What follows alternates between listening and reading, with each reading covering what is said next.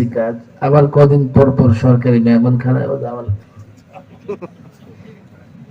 গত এক যুগের আমার অর্ধেক সময় নিয়ে গেছে ওরা, এইবারও প্রায় 2-2.5 বছর মেহমানখানায় নিচে, আবার 30-35 রশি লাগাই রাখছে কোমরে, প্রত্যেক সপ্তাহে 3-4টে ধরে ধরে টান দেয়। তো টান দিলে কোর্টে যাওয়া লাগে হাজিরা দিতে। এত ব্যস্ততার মধ্যে দিনে আলোচনা করার জন্য এত দূরে আসা মুশকিল। এরপর আল্লাহ তাবারক ওয়া তাআলা আসার তৌফিক দিচ্ছেন। গ্রামের মানুষকে নিয়ে স্বপ্ন দেখি, ছাত্র আলেমদেরকে নিয়ে স্বপ্ন দেখি। ঢাকার মানুষ তো চাকার উপরে চলে, বুঝছেন না? দিন ইসলামের খবর তাদের কাছে বেশি একটা নাই। চাকার উপরে চলে, টাকা উড়ে, টাকা ধরে, আর চাকার উপরে চলে। প্রকৃতপক্ষে গ্রামের মানুষের মধ্যে যথেষ্ট দিনদারি আছে, একটু একটু ঝামেলা আছে, ক্ষমতাসীন রাজনীতি, এগুলা নিয়ে বিভ্রান্ত হয়ে যায় সহজ সরল মানুষ। কোরআনে কারীমের যে আয়াত তেলাওয়াত করেছি, ইয়া আইয়ুহাল্লাযীনা আমানুত্তাকুল্লাহ, আল্লাহকে ভয় করো। হে ঈমানদারেরা, আল্লাহকে ভয় করো, প্রত্যেকটা কাজে আল্লাহকে ভয় করো। আল্লাহকে ভয় করলে হেদায়েত নসিব হয়ে যাবে। আল্লাহর ভয় না থাকলে হেদায়েতের উপর থাকতে পারবে না। মানুষ যদি আল্লাহকে ভয় করে, সমাজে চুরি, ছিনতাই, ডাকাতি, ব্যভিচার, জিনা সব কমে যাবে। আইন শৃঙ্খলা বাহিনী অপরাধ দমন করতে পারে না, ওরা তো রোবট না, চীন জাপানের ফ্যাক্টরি থেকে তৈরি হয়ে আসে না, এই দেশের মানুষই তো। ওরাও নিজেরা অপরাধে জড়ায় পড়ে। দুদক বানাইছে দুর্নীতি দমন করবে, ওরাও নিজেরাই দুর্নীতি করে। আল্লাহর ভয় যদি থাকে, রাতের অন্ধকারে বদ্ধ কামরায়ও কেউ অপরাধ করতে পারবে না। আর অকুদু মা'আস সাদিকিন, সৎ লোকদের সঙ্গ দেবে। এ যুবক, অসৎ লোকদের পাল্লা ভারী করো না। যার পিছনে স্লোগান দিতেছো, একটু দেখো, চিন্তা করে। তোমার মাথা বিক্রি করতেছে একটা নোট দিয়া, আবার তোমার রক্ত বেচে সেই নোট আদায় করে নিবি। কিন্তু তুমি মনে করো না নোট দিয়ে তোমাকে লাভবান করেছে, নোট দিয়ে রক্ত কেনার বিনিয়োগ করেছে। এই গ্রামের যুবকরা যদি বুঝে যায় তোমরা ঠিক তো দেশ ঠিক। গ্রামের যুবক কর্মঠ হয়, শক্তিশালী হয়, সাহসী হয়। এই জন্য 52 বছরের বাংলাদেশের নেতৃত্ব যারা দিয়েছে, গ্রাম থেকে উঠে আসা, কেউ রংপুর থেকে, উত্তরাঞ্চল থেকে, নোয়াখালী থেকে, গোপালগঞ্জ থেকে। বাংলাদেশের বড় বড় আলেম অধিকাংশ গ্রাম থেকে উঠে আসে। গ্রামের ছেলেরা সাহসী, কর্মঠ হয়। তোমরা যদি ঠিক হও, দেশ ঠিক হয়ে যাবে। সৎ লোকদের সঙ্গ দিবা, অসৎ লোক থেকে দূরে থাকবা। 1500 বছর আগে রাসূলুল্লাহ সাল্লাল্লাহু আলাইহি সাল্লাম এমন একটা এক্সাম্পল দিয়ে গেছেন, হাদিসে আছে সেটা।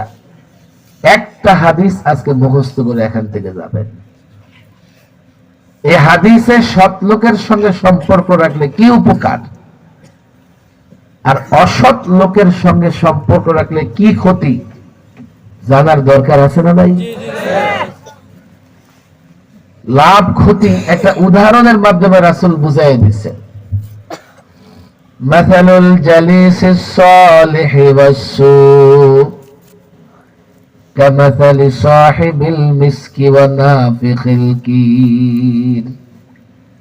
সৎ লোকের সঙ্গে সম্পর্ক, বন্ধুত্ব যেমন আতরওয়ালার সঙ্গে বন্ধুত্ব। অসৎ লোকের সঙ্গে বন্ধুত্ব সম্পর্ক যেমন হাপরওয়ালা, কামারের সাথে সম্পর্ক। কামার সৎ লোকের সম্পর্কের এক্সাম্পল দিয়েছেন আতরওয়ালার সঙ্গে। রাসূল বলেছেন, যেমন কোন ব্যক্তি যদি আতরওয়ালার সঙ্গে সম্পর্ক রাখে, হতে পারে আতরওয়ালা তাকে একটু আতর হাদিয়া দিবে। কথা ঠিক না বেটে? হয়তো দিবে না, কিন্তু মাঝে মধ্যে আতর তার কিনতে মন চাইবে, একটু আতর কিনে ফেলবে, হাদিয়াও দিবে না, আতরও কিনবে না, কিন্তু সে আতরের সুঘ্রাণ ঠিকই ভোগ করবে। আতরওয়ালার সঙ্গে থাকলে ফ্রি ফ্রি আতরের সুঘ্রাণ ভোগ করবে। বাতাসের সঙ্গে আতর মিশে এটা তার গায়ে লাগবে, সে আতরের দোকান থেকে উঠে গেলে লোকেরা আবার এই তার ঘ্রাণ পাবে, সুঘ্রাণ পাবে। কিছুক্ষণ গরুর ঘরে কাজ করে দেখেন, এরপরে বাইর হইলে শরীর থেকে গোবরের গন্ধ আসবে, আসে কি আসে না? আতরের দোকানে কিছুক্ষণ থাকলে বের হয়ে গেলে তার দেহ থেকে আতরের ঘ্রাণ আসবে। সৎ লোকের সঙ্গে যদি থাকো, বন্ধুত্ব রাখো, সম্পর্ক রাখো, ক্ষতিগ্রস্ত হবে না। এই আতরওয়ালার সঙ্গে সম্পর্ক রাখার মতো কোনো না কোনো ভাবে তুমি লাভবান হবে। সে নেক কাজ করলো, লাভবান হবে তুমি, তাকে দেখে তুমি নেক কাজ করলো, লাভবান হবে। কেউ নেক কাজ করলো না, এমনি পাশাপাশি চললো, তাতেও লাভবান হবে। সৎ লোকের আসর তার উপরে পড়বে। কথা ঠিক না? অসৎ লোকের সঙ্গে বন্ধুত্ব, হাপরওয়ালা, হাপরওয়ালা কামান হাফ দেয়, দেখেন না, টানে বাতাস বের হয়, আংরা দেয়, আংরার মধ্যে লাগে, আংরা গরম হয়। এই যে বাতাস দেয়, মাঝে মধ্যে বাতাসে আংরা সিটে এদিক ওদিক যায় কি যায় না? সম্পর্ক রাখবা তো আংরা তোমার কাপড়ে কাপড় জ্বালায় দেবে।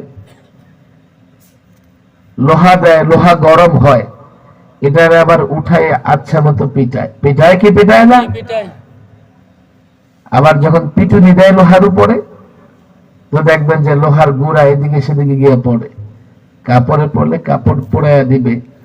অসৎ লোকের সঙ্গে সম্পর্ক রাখো, নানা ভাবে তুমি ক্ষতিগ্রস্ত হবা। সৎ লোকের সঙ্গ দেন, অসৎ লোক থেকে দূরে সরে যান, তাহলে সেই অসৎ লোকগুলো এই সমাজে মাথা তুলে দাঁড়াতে পারবে না।